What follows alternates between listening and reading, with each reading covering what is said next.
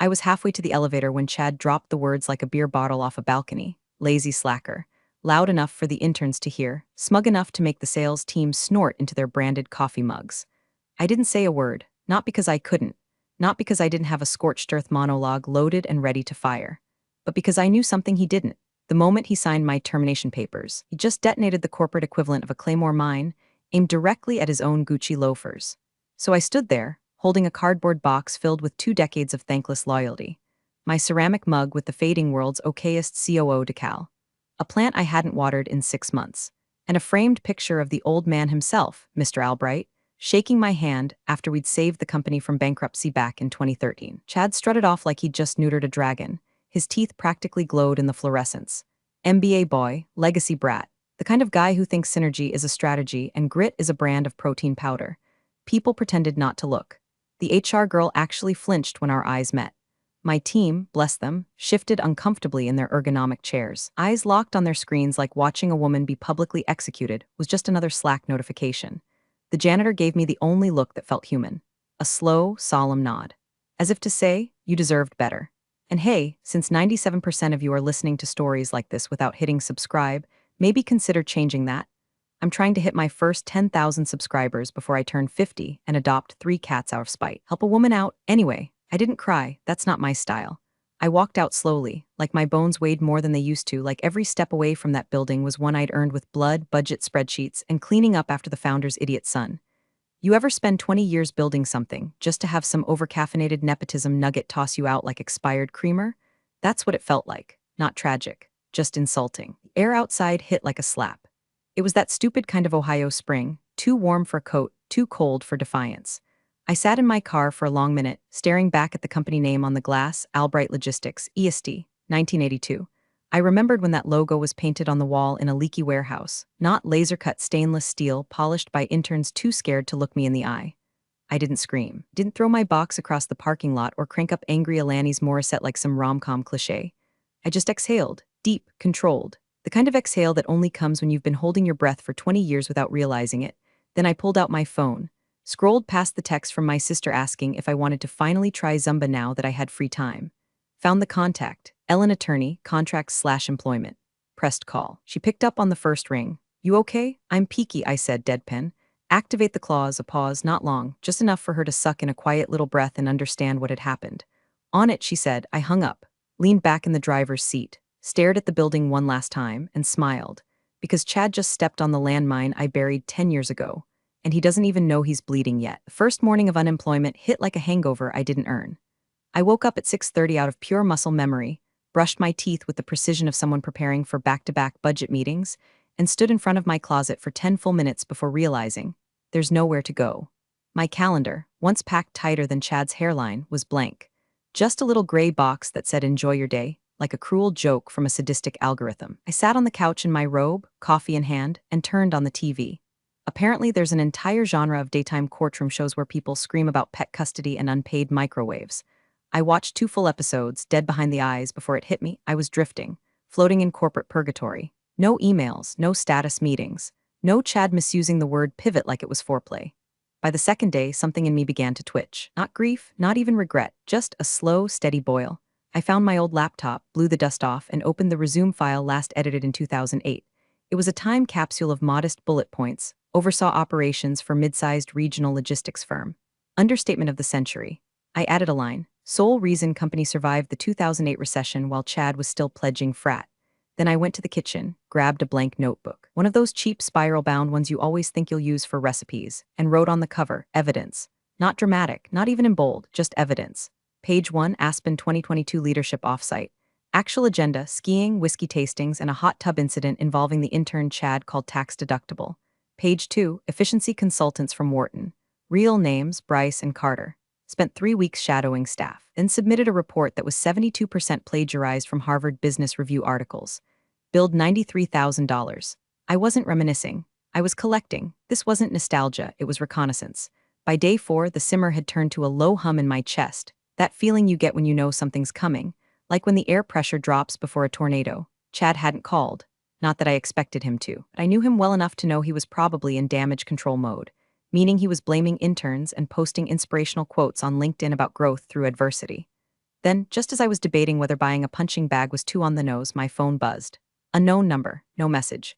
2 minutes later, a text from a contact saved only as Katrina from accounting, one of the last decent ones. They're here, dark suits. No smiles, that's it. No greeting, no emojis, just that. And it said more than a 5-paragraph email ever could.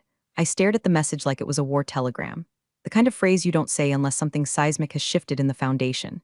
The auditors had arrived, and if they were anything like the ones Mr. Albright and I had contracted 10 years ago during that near collapse, they wouldn't just flip through receipts.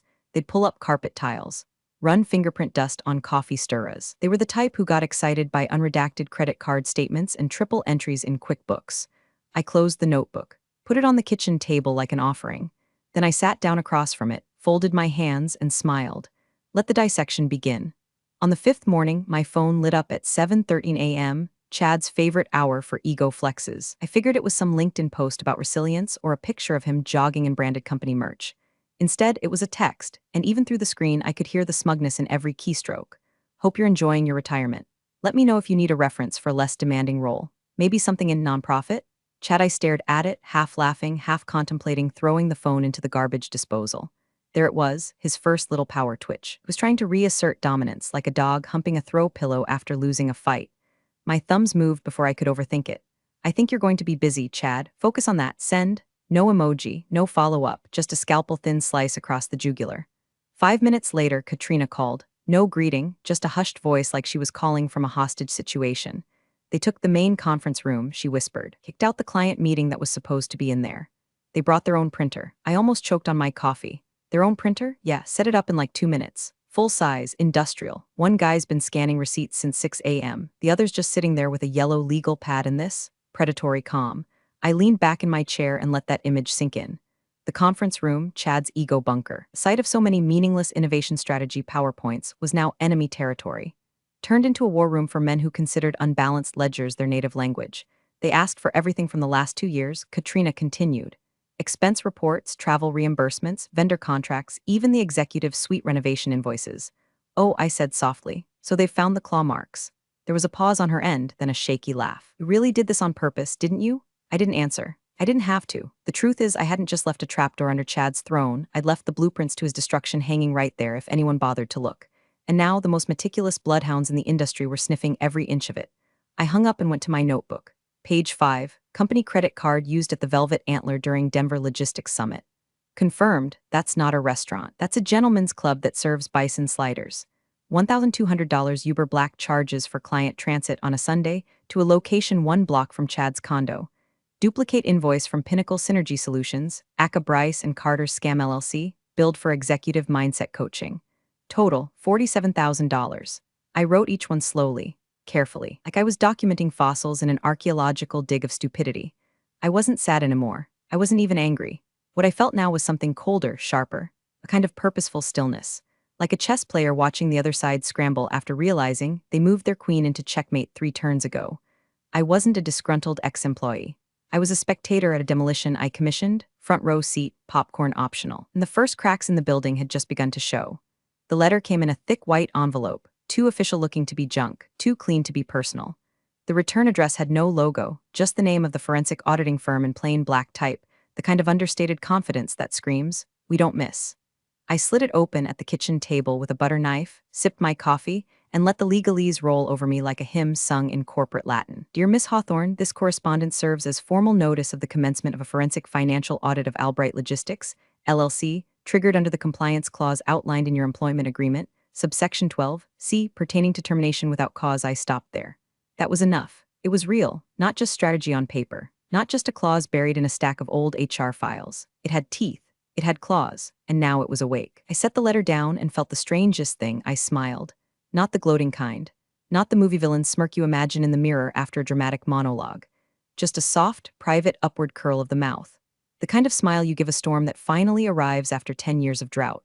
My fingers traced the edge of the envelope, and just like that, my mind drifted, 10 years backward, to a conference room that reeked of fear and burnt coffee. It was the fall of 2013. Mr. Albright sat across from me, white-knuckled, pale, and sweating through his button-down. The company was days away from default. Our biggest client had just pulled out, and our logistics system had crashed during peak season.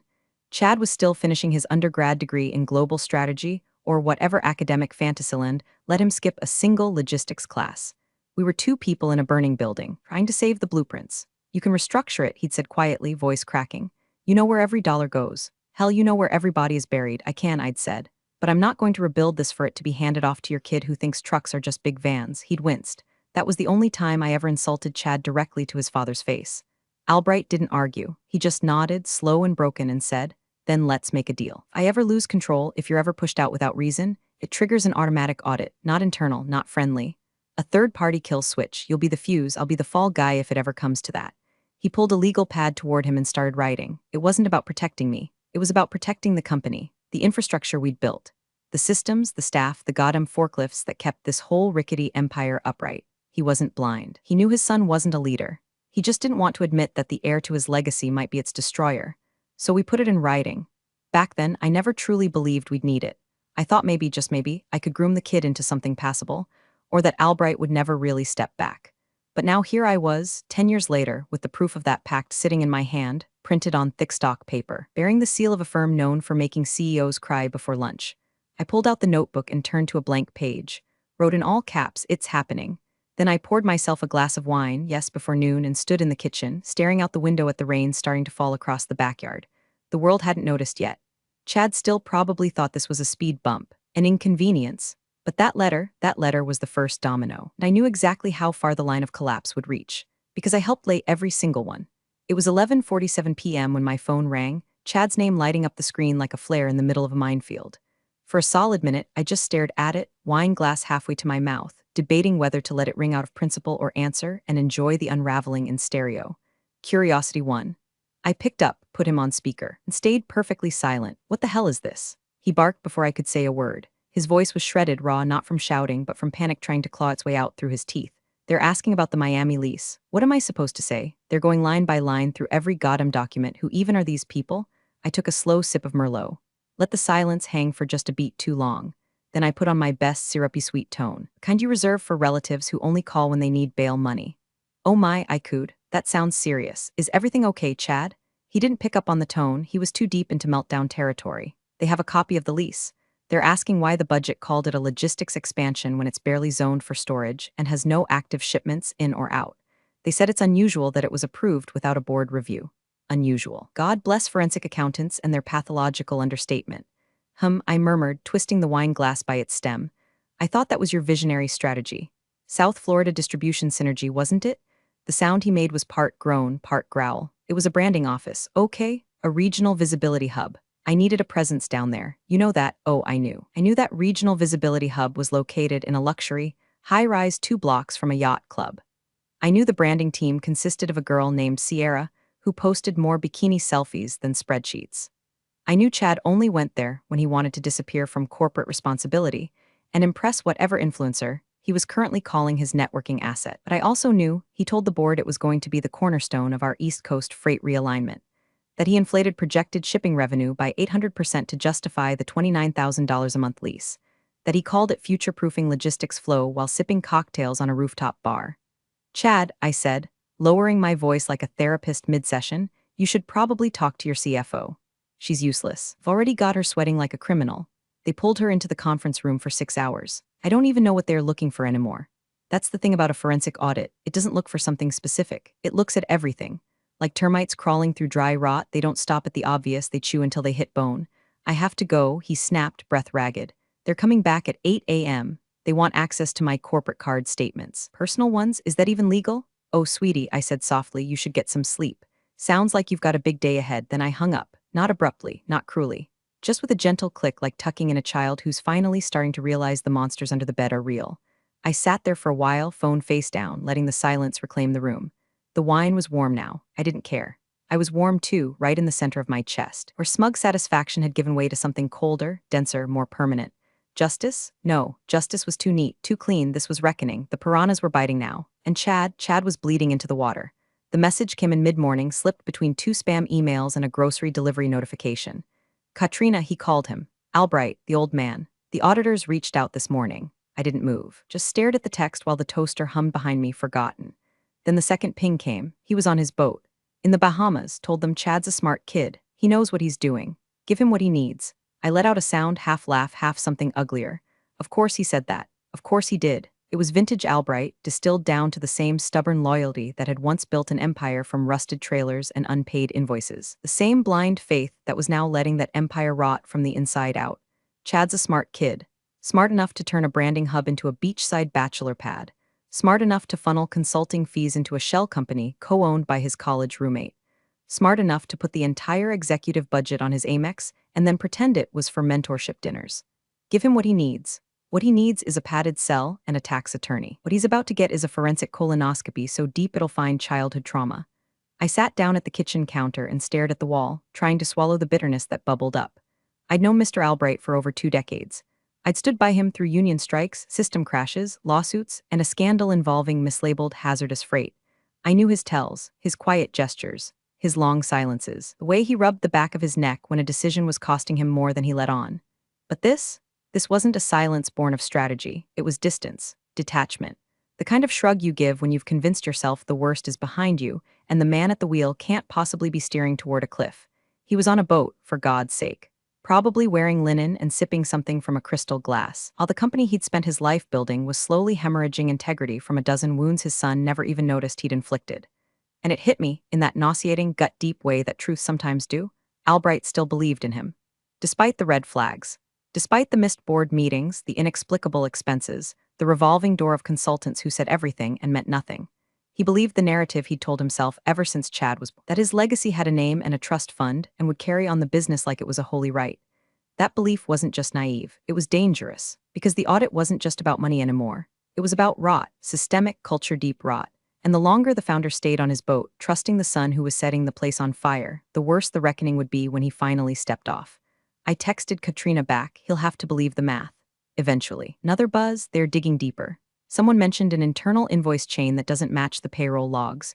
Consultants getting paid for work that doesn't exist. I closed my eyes, inhaled. That's how it always starts with ghosts in the books. Payments without projects, names without bodies. The kind of clues that, once stacked together, form a pyramid made entirely out of lies. The suspense wasn't whether Chad would get caught. It was whether Albright would let himself see it in time. And if he didn't, well, the crash would be biblical. It started with a screenshot. A grainy, half-cropped image of an internal memo sent from someone too spooked to put their name on it. No preamble, no subject, just a message in my inbox with the body text, "You were right." The memo was from the auditors, flagging a vendor listed as Orion Logistics Consulting LLC that had received over $300,000 in consulting fees over the past 14 months.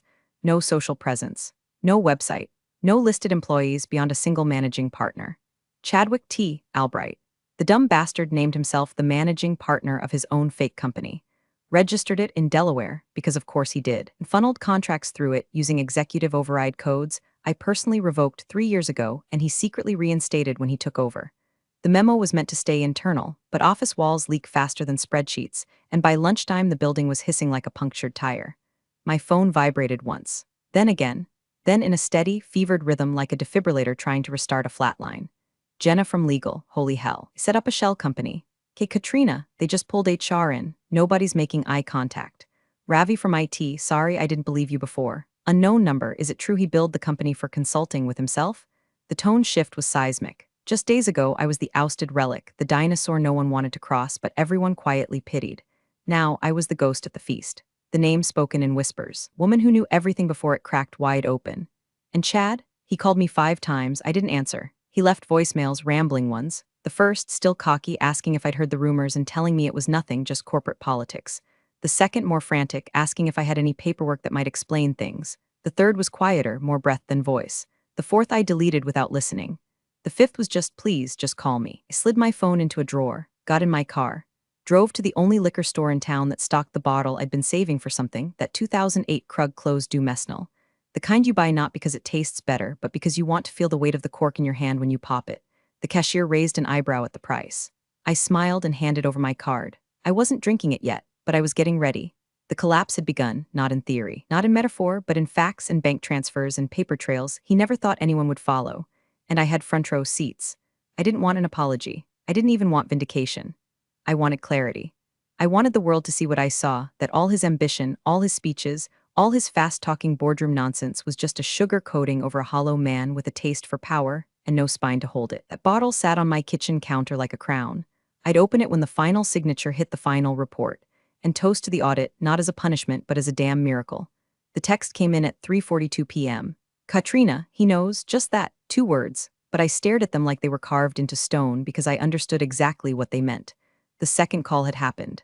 The founder had picked up his satellite phone, probably still aboard that floating denial machine docked off the coast of the Bahamas, and heard, in clinical, irreversible detail, that the company he'd entrusted to his son was bleeding out. And the wounds weren't from the market, or the economy, or post-pandemic volatility. No, the knife was internal, personal, and it had Chad's fingerprints all over the handle. The auditors had waited until they had something airtight, something that couldn't be shrugged off as strategic expenses or forward-looking investments. They gave him the full spread: bank transfers, shell corporations, double-billed invoices, contract loops leading straight to Chad's fake LLC. Everything connected. Clean, cold, indisputable. I wasn't on that call, but I didn't need to be. I knew Mr. Albright well enough to picture it frame by frame. Him standing barefoot on the deck, staring out at endless blue, holding the phone a few inches away from his ear like that would soften the blow. The auditor's voice is flat and professional, because they've delivered this kind of death sentence before. And then the silence, longer than any spreadsheet could measure. Because how do you process that the person you built a legacy for is the same one who's been gutting it in secret? I imagined his hand shaking. Not violently, just enough for the glass he was holding to ripple. Maybe he poured a drink. Maybe he didn't. Maybe he just sat there and let the sun beat down on a truth that had been circling for years and finally landed like a stone on his chest. He knows. I read it again. And I didn't smile. I didn't gloat because this wasn't a victory. This was a funeral for a belief system. The mythology of the golden sun shattered. The illusion that Chad, for all his bluster and buzzwords, would one day step up and find his footing gone. This wasn't just about money. It was about lineage, legacy. A man who spent 4 decades building a kingdom only to watch his heir turn it into a personal ATM. And then there was me. The woman he let walk out. The woman whose name had been on every recovery plan, every emergency protocol, every hard-won partnership. The one who sat across from him when the bank threatened foreclosure and said, "We'll make it work." I wasn't the future. I was just the backup plan, the poison pill. Last resort. And now, as the ashes settled, I was the only one who didn't look surprised. I thought about calling him, just to hear his voice. Just to hear how much older it sounded, but I didn't need to. That 2-word text said more than any apology could, because now he knew who Chad really was, knew who I really was, and that knowledge, that was heavier than any audit report. The coffee shop was one of those generic, post-industrial boxes with reclaimed wood tables and baristas who looked like they'd cry if you ordered a frappuccino. Neutral territory, no logos, no nostalgia, just sterile air and the quiet hiss of an espresso machine behind us. I sat in the corner booth, facing the door, old habit. He walked in looking like a man halfway through an autopsy. Mr. Albright had always carried himself like the room owed him silence. Even in his 60s, he was the kind of guy who could make an entire boardroom shut up with a slow blink. But not today. Today, he looked 10 years older. His hair was thinner, his tan was patchy, and the suit, tailored and expensive, hung off him like grief. The weight of realization does that to a man, especially one who raised the mistake with his own last name. He didn't order coffee, just sat down across from me, eyes heavy, lips thin, no pleasantries, no fake warmth. Just a man dragging a rusted chain of shame behind him, link by link. Between us, he placed a manila folder. No logo, no label, just thick enough to feel important. He pushed it toward me. "I didn't know," he said quietly. "Not sorry, not quite, but it was the closest he'd ever get." I didn't touch the folder. I let it sit there like a loaded weapon. Instead, I looked at him. Really looked. The eyes that once lit up when I saved his company were dull now, sunken into sockets that had seen too much too fast. The boat in the Bahamas, sold. The house in Vermont, mortgage under review. Chad, out, criminally charged. The auditors hadn't just found the skeletons, they'd dragged them into daylight, dressed them in a suit, and subpoenaed them. He laced his fingers together, took a long breath. They want to restructure immediately. Legal actions are moving ahead. There's a cleanup plan, but it needs execution. Someone who knows the bones. I raised an eyebrow, said nothing. "I need you," he said finally, voice cracking under its own weight. "Not as a consultant, not as a deputy, as CEO." He looked down when he said it, couldn't even meet my eyes. I finally opened the folder. Inside, a formal proposal, compensation, reinstatement, full authority. It read like a corporate redemption arc, one they wanted me to star in. I closed it slowly, tapped my finger once on the cover. "You really thought he was going to save it, didn't you?" He said nothing. I leaned back in my chair watching him, not with hatred, not even with pity, with clarity. Because this offer, this meeting, this table wasn't justice. It was inheritance by fire. They'd burned the kingdom down, and now they were asking the woman they banished to sift through the ashes and rebuild the throne. I looked at him for a long moment, then said, "You know the thing about a poison pill?" I paused, letting the words linger like smoke. "Sometimes it doesn't just kill the disease. Sometimes it wipes the whole damn system clean. And then, With the folder between us and the silence thick enough to taste, I said, "Thanks for watching, you cubicle warriors. Hit that subscribe button. Unless you're my old boss, then you're on your own. Revenge of the coffee pot strikes again."